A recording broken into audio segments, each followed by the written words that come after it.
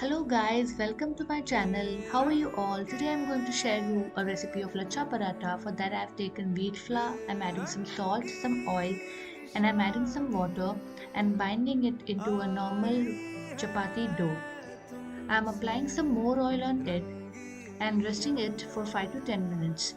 Then I'm going to take a dough and I'm going to roll it out normally as like we do in a chapati. I'm applying some ghee on it and spreading it evenly.